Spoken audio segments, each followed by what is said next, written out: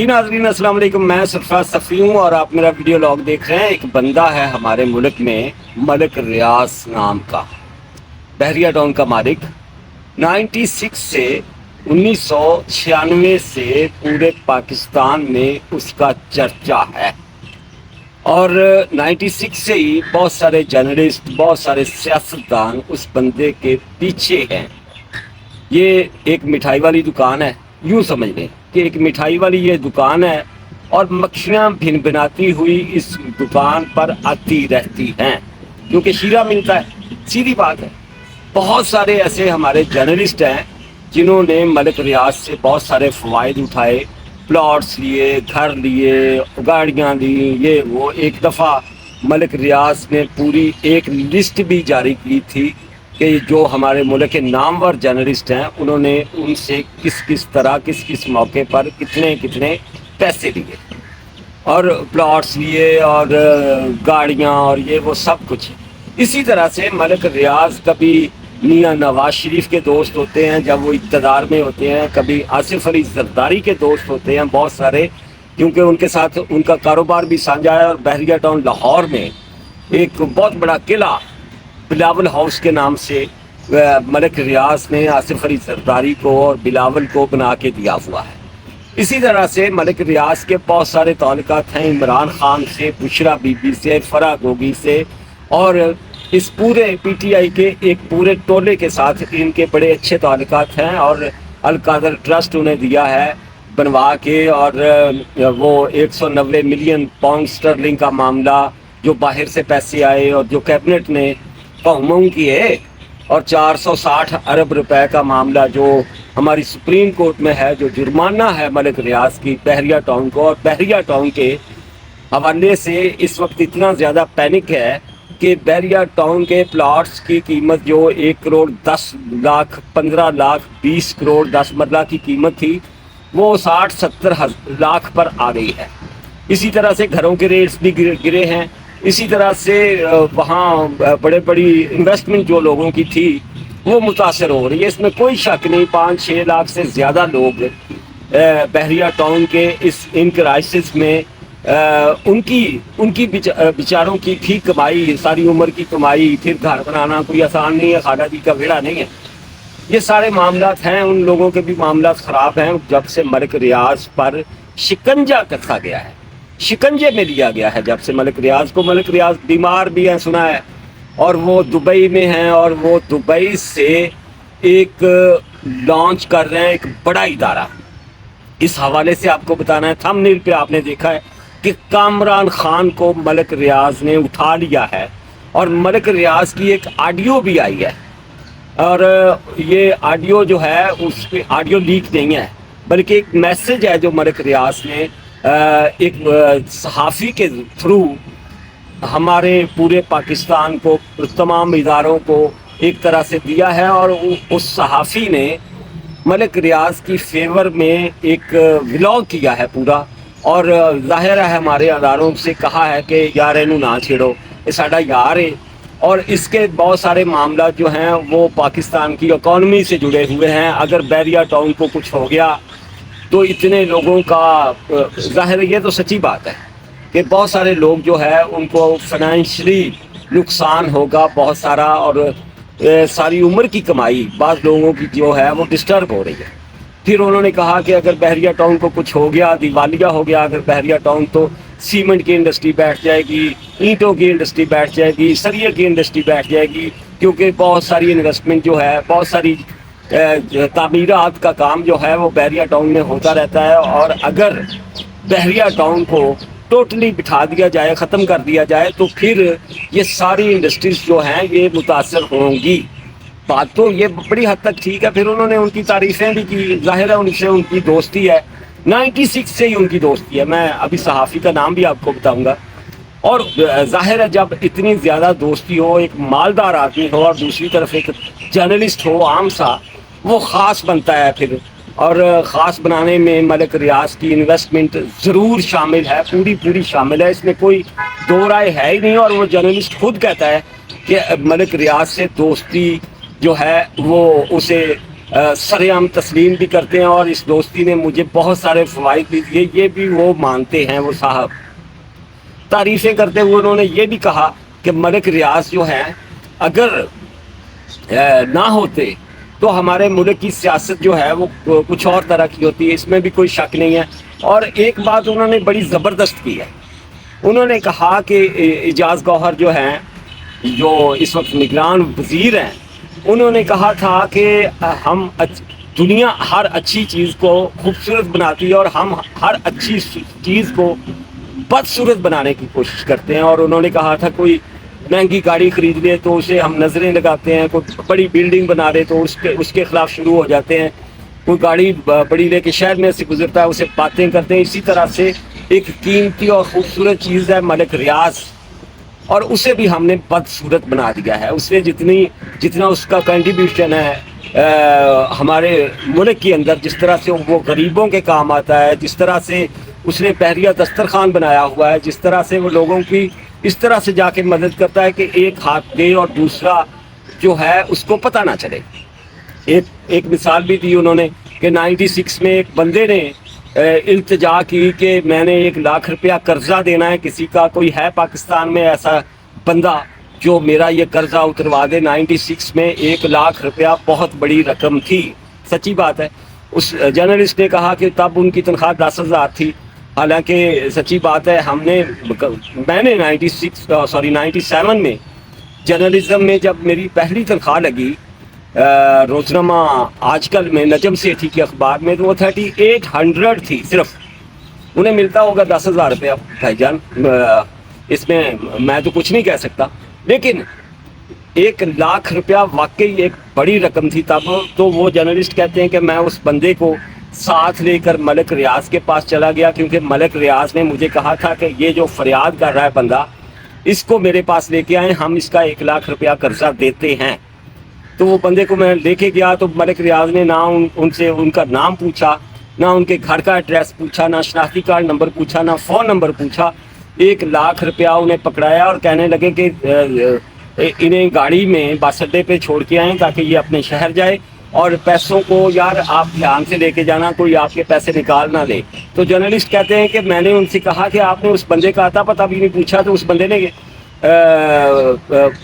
بندے کا اتا پتہ بھی نہیں پوچھا، ایڈریس بھی نہیں دیا کہ کون ہے، کہاں سے آیا، اور آپ نے اسے 1 لاکھ روپیہ تھما دیا۔ تو ملک ریاض کہنے لگے کہ جو میرا مالک، میرا رب مجھے بے حساب دیتا ہے، کیا وہ میرا ایڈریس پوچھتا ہے، کیا میرا ID کارڈ نمبر پوچھتا ہے، کیا میرا فون نمبر پوچھتا ہے؟ یہ ایک بات ٹھیک ہے، بہت سارے لوگوں کی ملک ریاض نے خدمت کی ہے، اور وہ کہتا ہے کہ میں اس حوالے سے اللہ سے کاروبار کرتا ہوں۔ اس حوالے سے مطلب کوئی دو رائے ہے ہی نہیں۔ ایک چائے پلانے والا لڑکا جو لاہور کی جیل روڈ پہ جواریوں کو چائے پلاتا تھا، وہ آج اتنا بڑا ٹائکون ہے، ملک ریاض ہے جس کا نام۔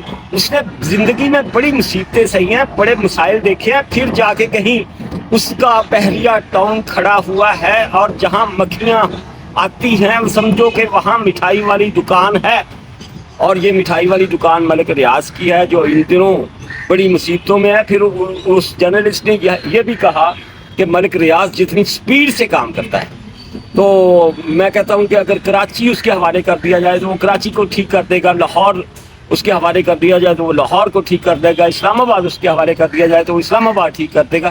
اس حوالے سے میں نے بھی اپنے ایک بلاگ میں کہا تھا کہ تھر کول میں ہماری بڑی سستی بجلی پڑی ہوئی ہے، بڑا، وہاں ہم 200 سال تک صرف 3-4 روپے یونٹ کے حساب سے بجلی دے سکتے ہیں، اور تھوڑا سا کام رہتا ہے، زیادہ کام ہو چکا ہے، کیوں مار رہے ہیں اس ملک کو، اس ملک کے عوام کو مہنگی بجلی کے نیچے۔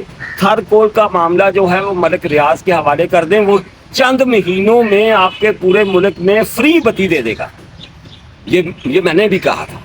لیکن ملک ریاض کے جو بشرا بیگم کے ساتھ، عمران خان کے ساتھ معاملات ہوئے، فرا گوگی کے ساتھ جو معاملات ہوئے، اس کے بعد وہ متنازع ہو گیا بہت حد تک۔ جو ثاقب نثار کے ساتھ ان کے معاملات ہوئے، جو جرمانہ ان پہ ہوا 460 ارب کا، جو وہ کہہ رہا ہے میں نے نہیں دینا، یہ ملک ریاض صاحب جو ہیں انہوں نے کامران خان کو کیوں اٹھایا یہ بھی میں نے آپ کو بتانا ہے۔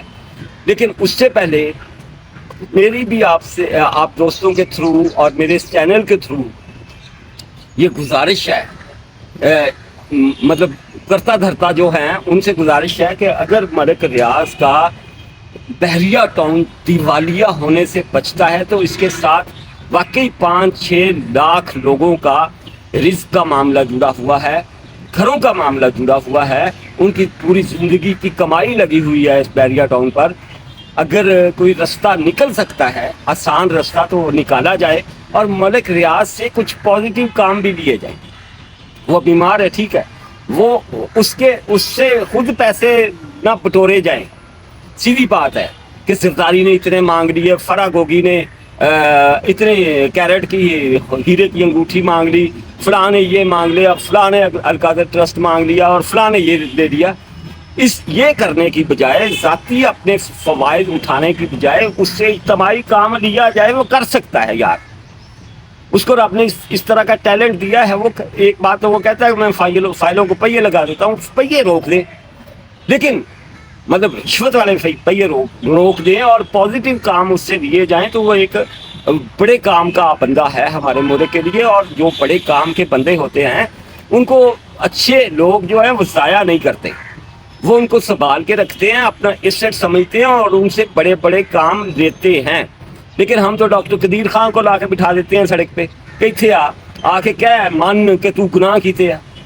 ہم اور ہی طرح کے لوگ ہیں، ہمارے اور ہی طرح کے مسئلے ہیں۔ ہم تو عبدالستار عیدی کو تنگ کرتے رہے ہیں ساری عمر، وہ روتا رہا کہ فلاں فلاں فلاں فلاں مجھے تنگ کرتا ہے۔ یہاں وہ نیکی کے کام کر رہا تھا ہر جگہ پہ، اور اس کے ساتھ بھی ہم ہاتھ کرتے ہیں۔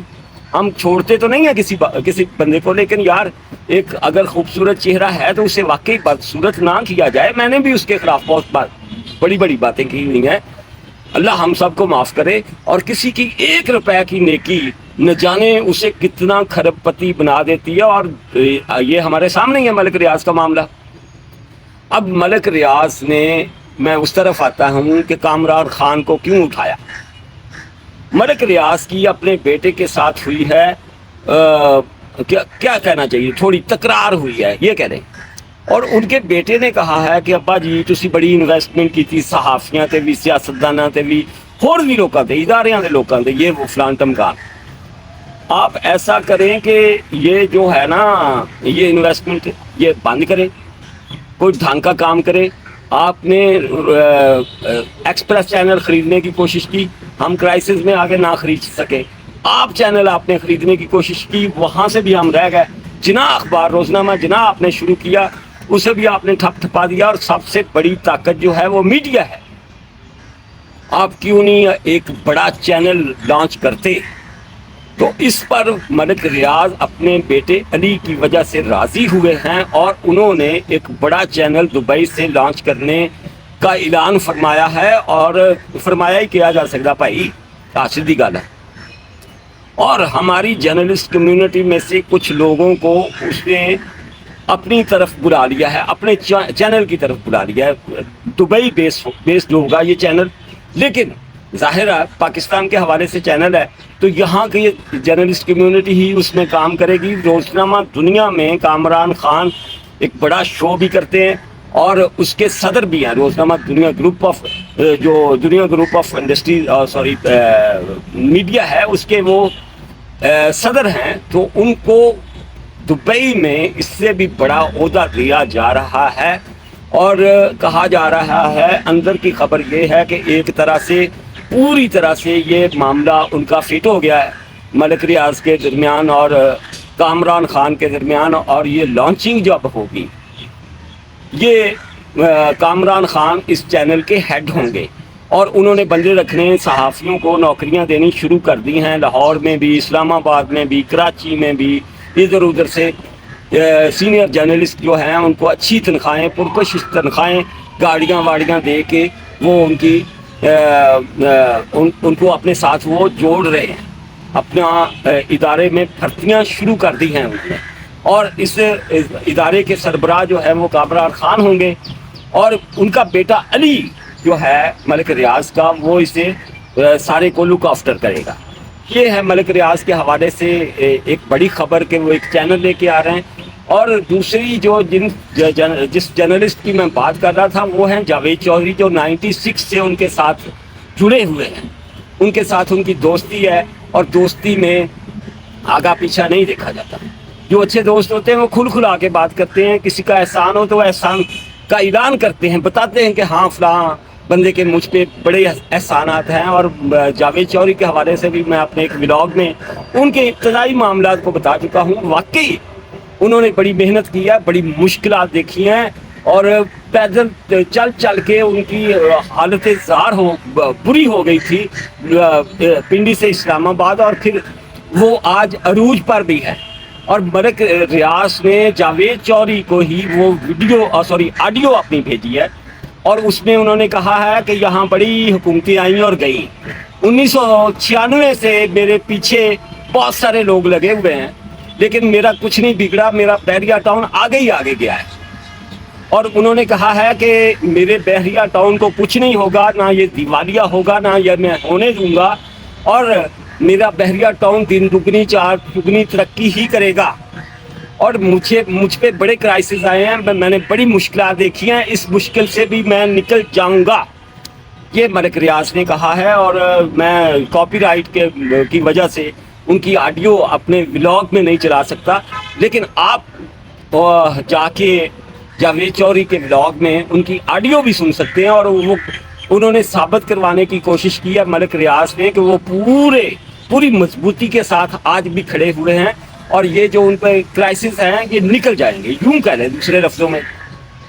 ये है जनाब सारा मामला। और मेरी एक दफ़ा फिर गुजारिश होगी कि अगर मलिक रियाज इस मुल्क के लिए अच्छा है, अच्छा साबित हो सकता है, ये इस मुल्क के करता धरता उससे कोई अच्छा काम ले सकते हैं तो उससे यार अच्छे काम लें। ज़रूरी नहीं है कि वो किसी इमरान खान की जेबें भरे, किसी बुशरा बीबी को हीरे की अंगूठियाँ देता फिरे, किसी को अलकादर ट्रस्ट देता फिरे, या किसी आसिफ अली जरदारी के साथ कहूँ मचा कहूँ हो, समझ रहे हैं ना, कहूँ मचा कहूँ, सीधी गाल है। वो बड़ा सादा आदमी है और उस पर रब की तरफ से रहमतें हैं, बगैर रहमत के बगैर करम के किसी के पास इतनी दौलत नहीं आती, कोई मतलब सवाल ही पैदा नहीं होता। मैं नहीं मानता, ये ख़ास करम होता है रब का और वो ओन करता है जिसका उस पर एहसान है, और वो नहीं बताता कि उसने किस किस पे कब कब एहसान किया। ये उस बंदे की खूबी है। और बहुत सारे मजदूर हमारे मुल्क के उसके दस्तरखान पे बैठ के खाना खाते हैं यार रोज़। सच्ची बात है कि मुझ पर अगर किसी का एहसान है, अगर मैं गैरतमंद हूँ तो उसे हमेशा याद रखूँ। वो बंदा मुझे गैरतमंद लग रहा है यार। और जिस दोस्त ने अभी तक मेरा YouTube चैनल सब्सक्राइब नहीं किया, इसे सब्सक्राइब कर लें और इसकी बेल आइकॉन दबा लें। अज़ानें हो रही हैं। अल्लाह हाफिज़।